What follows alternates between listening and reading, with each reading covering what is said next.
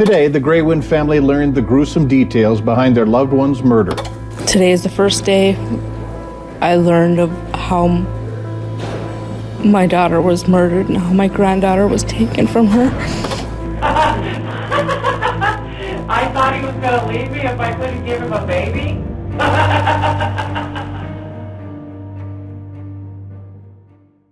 Hello everyone, welcome back to Red Road Echoes with me, Annette Nallen, where we dig into cases involving murdered and missing Indigenous people. As we have discussed, there's always a lack of coverage when it comes to cases involving the Native community. So here at Red Road Echoes, we try to be their voices. For our case today, I want to be honest with everyone. While I think it is extremely important to share these cases that are unsolved, I really just needed to find a case that had a conclusion. I wanted to show that occasionally law enforcement investigate, find the suspect, and get justice for these victims and their families. After researching so many cases involving Indigenous people, I have found that there are far more cases that remain unsolved. However, the case we are talking about today is one of the rare ones that was solved. This case is completely heartbreaking and tragic, but I think it's important to continue talking about these victims and show that we still care and that their lives mattered. So join me in shedding light on these stories and giving these victims a voice.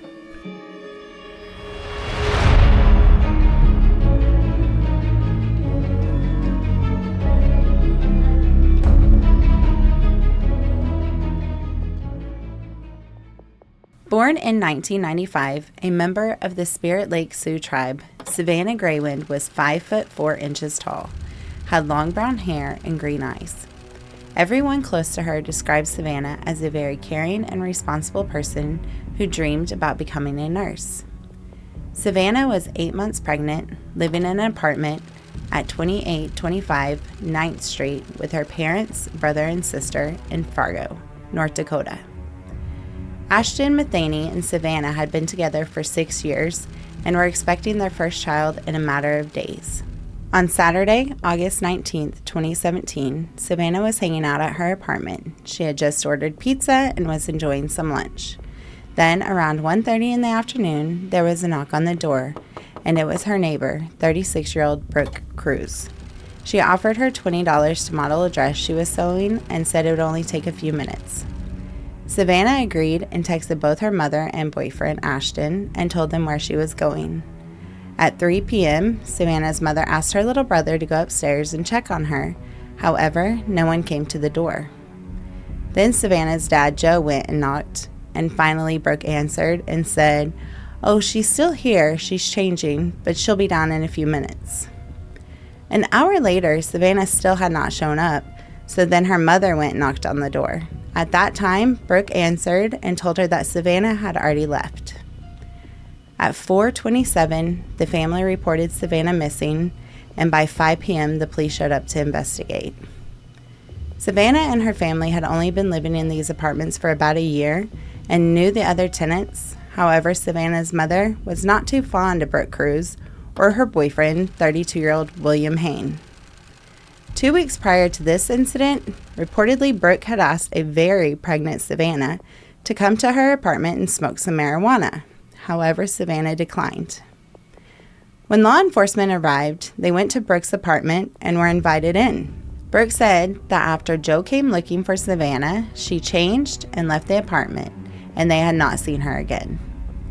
Law enforcement leave and tell the family to let them know if Savanna returns. By that evening, with still no sign of Savanna, her family calls the police department back and lets them know that she has not returned. They come back out to the apartment building and go back to Brooke's apartment. Again, Brooke and William let them in, and there is no sign of Savanna. The police return on the following Sunday and still find nothing. The following Tuesday, the search for Savanna really ramps up. One tip reported that they had seen Savanna getting into a red truck on Saturday. Through the investigation, law enforcement find out that William Hain had been seen driving a red truck. When they asked William about the red truck, he tells them that it is his boss's truck and he borrows it from time to time. They then find out from William's boss that he was in fact using his truck the day Savanna went missing, and that he had asked if he could borrow it because he had just had a baby. So with this information, law enforcement starts surveillance on Brooke and William, hoping they may lead them to Savanna. At that time, they are thinking that maybe they have held her captive somewhere with plans on taking her baby.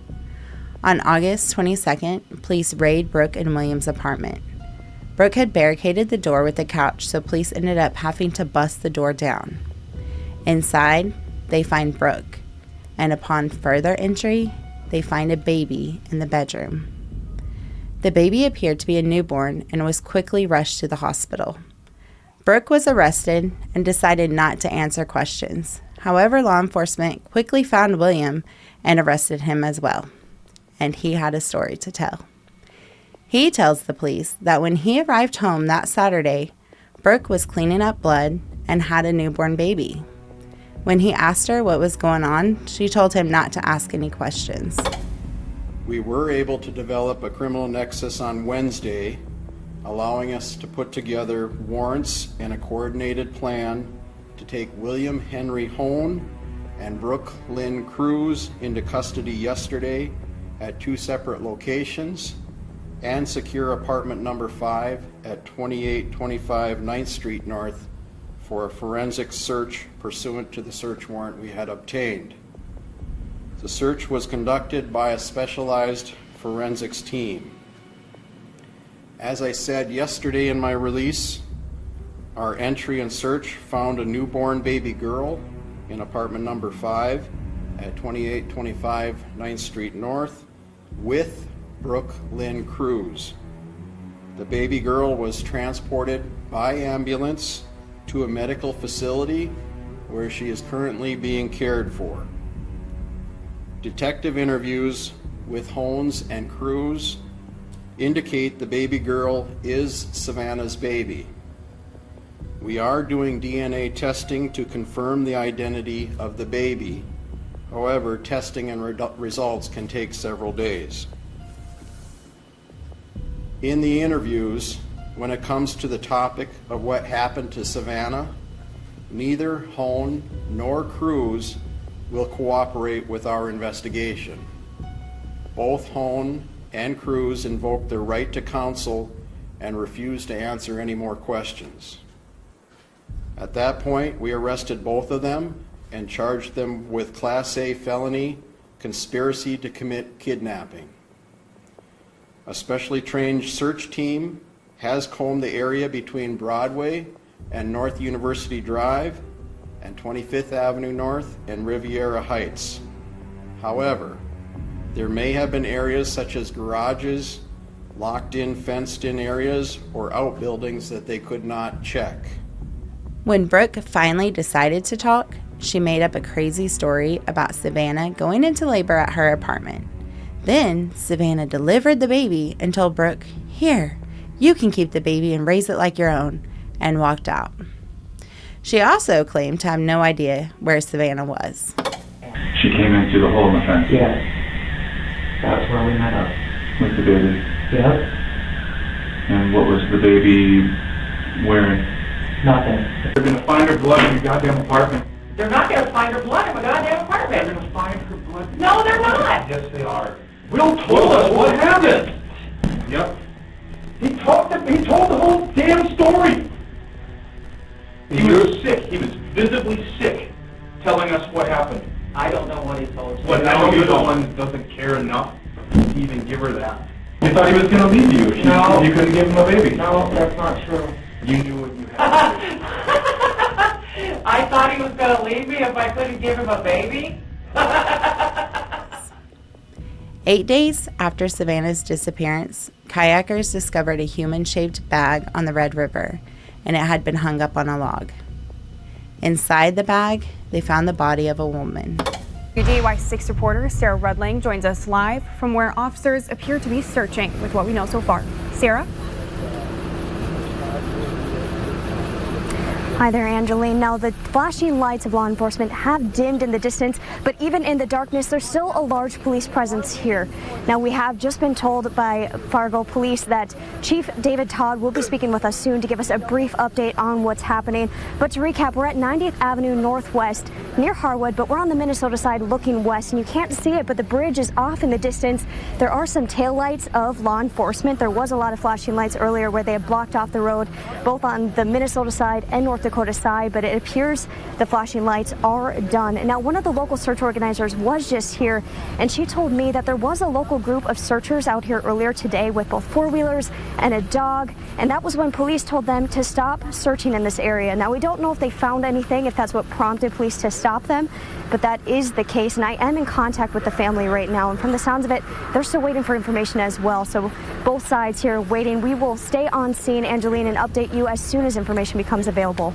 The body was identified as Savanna Greywind. It was determined that Savanna had been strangled and her stomach had been cut open with a knife and her baby had been taken. How completely devastating for Savanna's family. They had been hoping for her to return, and to think about what Savanna went through is just horrible. So the investigation began to find out exactly what happened that day. Brooke Cruz had 7 children by 5 different men. Brooke did not actually have contact with any of her children and owed back child support for a couple of them. William had 4 children of his own and had actually been convicted of child abuse on one of them for fracturing his own child's skull. I am not sure why these two thought they needed another child, but Brooke was unable to have any more kids due to having her tubes tied, so I guess they figured they would just steal one. The couple appeared to have been planning this for some time. Some of the items found in their apartment were books on how to do a home delivery and how to perform a C-section. Brooke and William ultimately turned on each other, trying to put the blame on one another, and they both initially pled not guilty. She opened the door and I walked into the bathroom and I saw Savanna laying on the floor there. What was your immediate reaction? What the I said, "Who is this?" She said, "This is Savanna." I said, "Where did she come from?" She said, "I went and got her." I started cutting the baby out. Is she still unconscious during this time? No, she woke up. I continued cutting, and then I reached in and took the baby out, and he was like, what the is she alive? And I said, I don't know. Please help me. Came back in his underwear with a rope. He put the rope around her neck and he pulled it tight. And he said, if she wasn't dead before, she is now. Brooke eventually changed her decision and pled guilty to conspiracy to commit murder and conspiracy to commit kidnapping. She was sentenced to life in prison. She said that she was trying to convince William that she was pregnant so he wouldn't leave her. So she faked a pregnancy and doctor appointments. William pled guilty to conspiracy to commit kidnapping, but claimed he did not have anything to do with Savanna's death, but he did admit to helping cover it up. William was originally sentenced to life in prison. However, the North Dakota Supreme Court overruled that judgment, and his sentence was changed to just 20 years in prison. Hazley Jo, Savanna's beautiful daughter, is being raised by her father, Ashton, with the help of Savanna's family. She is growing and looks just like her mom. After Savanna's death, her family fought to have a new bill signed into law. In October 2020, Savanna's Act was established. The Act aims to improve data collection of missing or murdered Native Americans and clarifies the responsibilities of tribal, federal, state, and local law enforcement agencies responding to cases of missing or murdered Native Americans. This act is very similar to Ida's law that was passed in Oklahoma. We discussed Ida's law in a previous case. It is so heartbreaking hearing Savanna's story, and it's just completely senseless. It's devastating knowing what Savanna went through, and while it may be hard to talk about, I think that if she had to endure this horrific thing, the least we can do is share her story and continue to say her name. So what do you guys think about this case? Have you heard about it? Surprisingly, I had not until I came across it in my research, and I was shocked reading the details of this case. Thank you so much for joining me today, and if you appreciate this coverage, please subscribe, share, and turn your notifications on so you'll be notified when a new video is posted. You can follow us on Instagram, Facebook at Red Road Echoes. Stay safe, cherish your loved ones, and have a great day.